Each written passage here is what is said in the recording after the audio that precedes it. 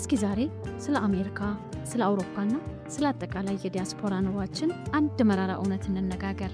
እውነቱን እንነጋገር ከተባለ አብዛኛው ኢትዮጵያዊ ሀገር ቤት ሲመጣ ወይም በስልክ ሲያወራ ሀብታም፣ የተመቸው፣ የቀናው ተብሎ ነው የሚጠራው። ለምን? ቤተሰብ ጋር ስንደውል ዶላር ስለምንልክ፣ ፎቶ ስንነሳ አዲስ አይፎን ስለምንይዝ፣ ወይም የለበስነው ልብስ ስም ስላለው። ማህበረሰቡን የሚያየው የውጭውን ቅርፊት ብቻ ነው። እዛው ውጭ ሀገር ያለነው፣ እዛው እሳት ውስጥ ያለነው ሰዎች ውስጣችንን እናውቀዋለን። ማታ ማታ እንቅልፍ የሚነሳን፣ በብድር ካርድ ወይም ደግሞ በክሬዲት ካርድ ዕዳ የምንጨናነቅበትን፣ እኛ የሰኞ ጠዋትን ቀን እንደ ሞት የምንፈራባትን ጊዜ እናውቃታለን። ወርቃማው ሰንሰለት ምንድን ነው? አንድ ጥያቄ ልጠይቃችሁና በታማኝነት መልሱልኝ።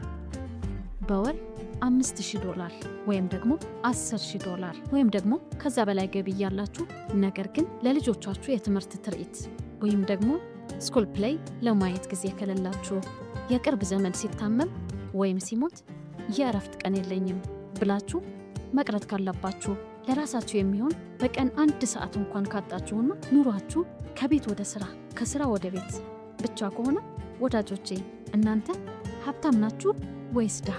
ይህ ሁኔታ በፋይናንስ ዓለም ዘ ጎልደን ሃንድካፍ ወይም ደግሞ የወርቅ ሰንሰለት ይባላል። ለምን ወርቅ ተባለ? ምክንያቱም ደሞዛችሁ ጥሩ ሊሆን ይችላል፣ ቤታችሁ ያማረ ሊሆን ይችላል፣ መኪናችሁም የዘመነ ሊሆን ይችላል። እጃችሁ ላይ ያለው ሰንሰለትም ከወርቅ የተሰራ ስለሆነ ያብረቀርቃል። ሰዎች ያዩታል፣ ያደንቁታልም። ግን አትርሱ፣ ሰንሰለት ያው ሰንሰለት ነው። ነፃነታችሁን ነፍጓችኋል። እንደፈለጋችሁ እንዳትሆኑ አስሮ ይዟችኋል። ዛሬ የምናወራው እንዴት ይህንን የሚያብረቀርቅ ሰንሰለት ሰብራችሁ እንደምትወጡ ነው። እንዴት ከሪች ወይም ደግሞ ከገንዘብ ብቻ ካለው ሰው ወደ ዌልዚ ወይም ደግሞ ገንዘብ፣ ጊዜ፣ ነፃነት ወዳለው ባለጸጋ እንደምትሸጋገሩ ነው። ኤትሲና ፀሐይ ለዚህ ችግር እንዴት እንደ ድልድይ እንደሚያገለግሉ በሂሳብና በሎጂክ አስደግፌ ያሳያችኋለሁ። ባልዲ ተሸካሚውና የቧንቧ ሰራተኛው። ይህንን በደንብ ለመረዳት አንድ ዝነኛ የፋይናንስ ታሪክ ልንገራችሁ።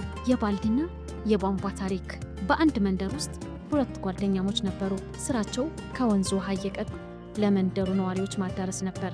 አንደኛው ሰውዬ በጣም ጠንካራ ነው። ትልቁ ባልዲ ገዝቶ በቀን 100 ጊዜ እየተመላለሰ ውሃውን ይሸከማል። ብዙ ውሃ በመጣ ቁጥር ብዙ ይከፈለዋል። ግን ደግሞ ማታ ቤቱ ሲገባ ወገቡን በጣም ያመዋል፣ ጉልበቱም ይዝላል። ሁለተኛው ሰውዬ ግን ብልህ ነበር። ትንሽ ውሃ በባልዲ ያመጣና የተረፈው ጊዜውን ቧንቧ በመዘርጋት ያጠፋል። መጀመሪያ ላይ ገቢው ትንሽ ነበር። ሰዎች ምን እያደረገ ነው? ጊዜውን ያባክናል ብሎ ሳቁበት። ከወራት በኋላ ግን ምን ተፈጠረ? ቧንቧው ተዘርግቶ አለቀ። ያ ብልህ ሰውዬ ቧንቧውን ሲከፍተው ውሃው መፍሰስ ጀመረ። እሱ ተኝቶ ውሃው ይፈሳል። ከጓደኞቹ ጋር ቡና እየጠጣም ውሃው ይፈሳል። እሱ ለእረፍት ወደ ሌላ ሀገር ሄዶም ውሃው ይፈሳል። ገንዘቡም ይገባል። ያ ጠንካራ ባልዲ ተሸካሚው ሰውዬ ግን እድሜው እየገፋ ሲሄድ፣ ጉልበቱ እየደከመ ሲሄድ ገቢውም አብሮ ደረገ። አሁን ወደኛ ህይወት እንምጣ። አብዛኛው ዲያስፖራ የሚሰራው የባልዲ ስራ ነው። ኦቨር ታክሲ መንዳት። ይህ ባልዲ መሸከም ነው። መሪውን የያዘው እጃቸው ሲያልፍ ገቢውም አብሮ ይቆማል። ነርሲንግ፣ ካርጊቨር። ይህ ትልቅ ባልዲ መሸከም ነው። ክቡር ስራ ነው። ጥሩ ይከፍላል።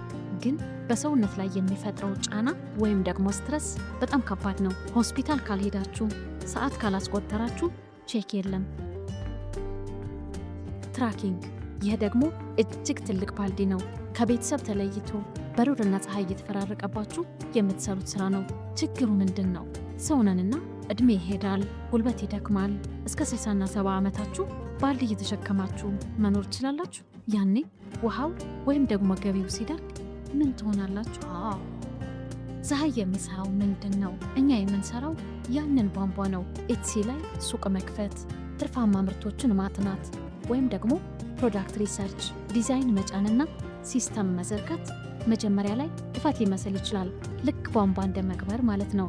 ነገር ግን አንዴ በፀሐይ እገዛ ተዘርግቶ ስራው ከጀመረ በኋላስ እናንተ ተኝታችሁ ውሃው ይፈሳል። እናንተ አገር ቤት ለሽርሽር ሄዳችሁ ሱቋችሁ ክፍት ነው፣ ሽያጭ አይቆምም። ዛሬ የምንጠይቃችሁ ወሳኝ ጥያቄ ይህ ነው። እስከ መቼ ባልዲ ትሸከማላችሁ? መቼ ነው የራሳችሁ ቧንቧ መዘርጋት የምትጀምሩት? የኢንቨስትመንት ሂሳብ ወይም ደግሞ ዘሮል ካልኩሌሽን። አሁኑኑ ወደ ቁጥር እንግባ፣ ምክንያቱም ቁጥር አይዋሽም። ብዙ ሰዎች ፀሐይን ማስጀመር እኮ ወጪ ብዙ ነው፣ $7000 ማውጣት ይከብዳል ይላሉ።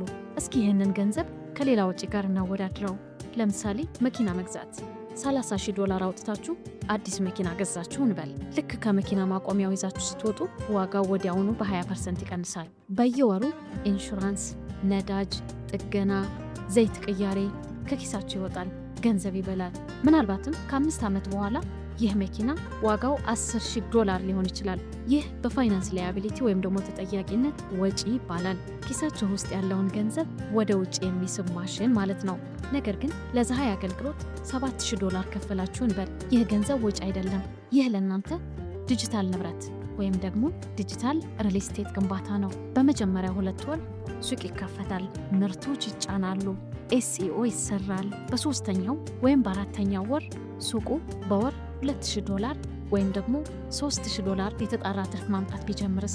በወር $3,000 ማለት በአመት $36,000 ተጨማሪ ገቢ ማለት ነው። ልብ በሉ፣ መኪናው ከኪሳችሁ ገንዘብ ይወስድ ነበር። የኤትሴ ሱቋችሁ ግን ገንዘብ ይወልዳል። የከፈላችሁትን $7,000 በጥቂት ወራት መልሶ ከጊዜ በኋላ ያለውን ዘመን በሙሉ ትርፍ ያመርታል። የትኛው ነው ብልህነት? የትኛው ነው የባለጸጋ አስተሳሰብ? ሀብታሞች ገንዘባቸውን ወደሚወልድ ነገር ይለውጣሉ። ድሆች ግን ገንዘባቸውን ወደሚያልቅ ነገር ይለውጣሉ። ምርጫው የእናንተ ነው። ዘ ኮስት ኦፍ ኢንአክሽን ወይም ደግሞ ያለመወሰን ዋጋ። አንዳንዶች ሀሳቡ ጥሩ ነው፣ ግን እሺ ጊዜው ሲመቸኝ ይጀምራለሁ ይላሉ። ወዳጄ አንድ እውነት ልንገርህ፣ ጊዜ አይመችም። ጊዜ ይሮጣል። ተመችቶን የምንሰራው ስራም የለም ተጋፍጠን ካልሆነ በስተቀር። ሌላው አስፈሪ ነገር ኢንፍሌሽን ወይም ደግሞ የዋጋ ግሽበት ነው። ዛሬ ባንክ ላይ ያስቀመጣችሁትን $10,000 በሚቀጥለው ዓመት የመግዛት አቅሙ ይቀንሳል። የዛሬ $100 የነገ $90 ነው። ዝም ብሎ ባንክ ውስጥ ገንዘብ ማቀዝቀዝ ዋጋ ያስከፍላል። ገንዘባችሁ እየተቃጠለ ነው። በተጨማሪም የገበያ እድል አይጠብቅም። ዛሬ ብትጀምሩ በ2026 ሱቋችሁ ተአማኒነት ያገኛል፣ ደንበኛ ያፈራል፣ ሪቪው ይሰበስባል። ዛሬ ካልጀመራችሁ ገና ከዜሮ ነው የምትጀምሩት። ያኔ ውድድሩ የበለጠ ሊከብድ ይችላል። ኤትሲ ላይ ስፍራው ሊጣበብ ይችላል። ቀድሞ የጀመረ ሁሌም ተጠቃሚ ነው። በተለይ እኛ ዲያስፖራዎች ሀገር ቤት ለቤተሰብ የምንልከውን ገንዘብ እየጨመረ እንጂ እየቀነሰ አይመጣም። ከደሞዝ ላይ ቀንሶ መላክ ዘላቂ መፍትሄ አይደለም። ምክንያቱም ደሞዝ ሊሚት አለው። መፍትሄው ሊሚት የሌለው እያደገ የሚሄድ የቢዝነስ ገቢ መፍጠር ነው።